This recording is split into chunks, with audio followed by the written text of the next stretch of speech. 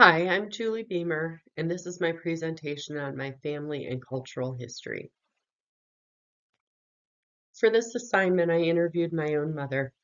This is a picture of her in Cleveland back when they would go around to neighborhoods with a pony and take pictures of the kids in the streets.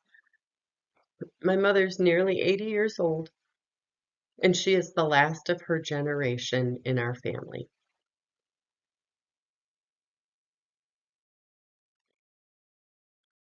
My family spent a bulk of the time that they lived in the United States in West Virginia and then Ohio.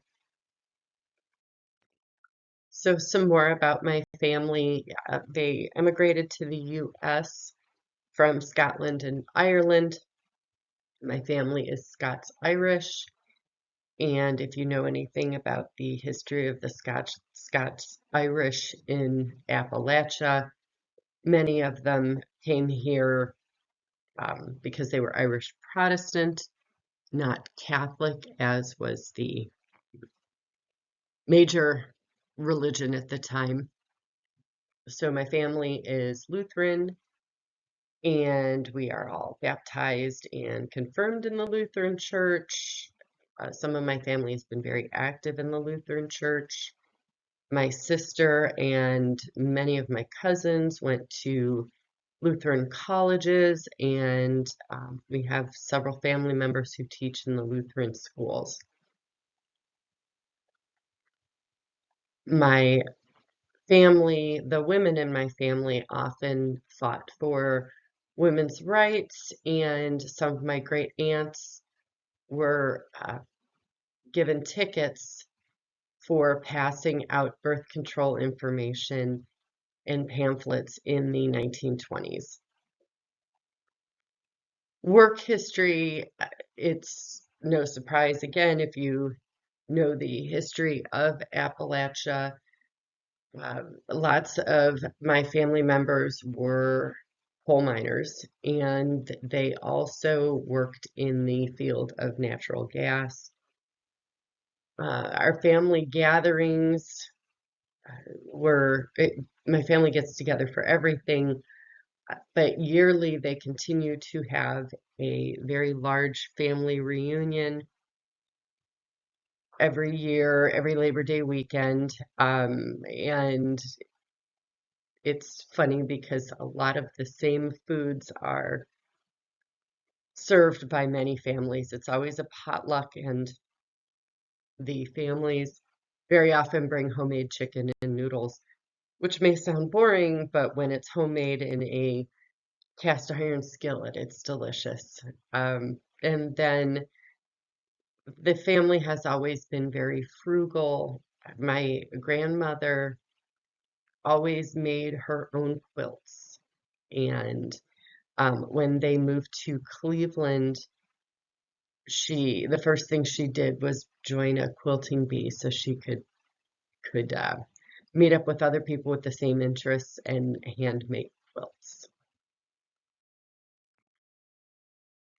Some of the identifiers in my family are red hair. There are a lot of us with red hair and very fair skin, as would be expected with Scottish and Irish descent.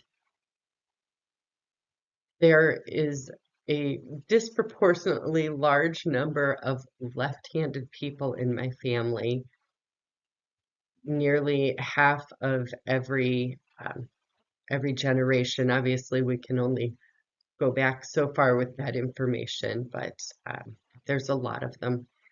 And then sadly, alcoholism is another identifier in my family that seems to have stopped with my mother's generation, though I suppose the risk is always there. But we are all living in Cleveland or in Ohio now or elsewhere in the United States as everybody's sort of branched out and gotten away from the lifestyles common in Appalachia.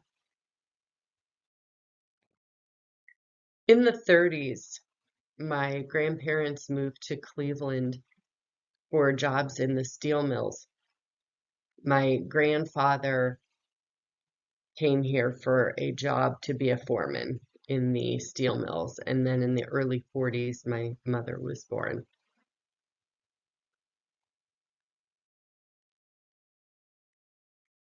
Some of the effects on communications came about because hillbillies, as I so affectionately refer to us, and that is not a pejorative term in the sense that I'm using it in, the families depended on each other.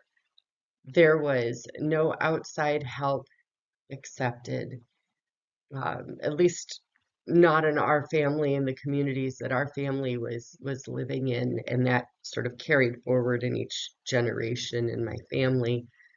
It's gotten better over time, but because of that, and at the risk of sounding like J.D. Vance in Hillbilly Elegy, um, the family kept all the secrets, all the problems, everything inside, and communication was fairly limited.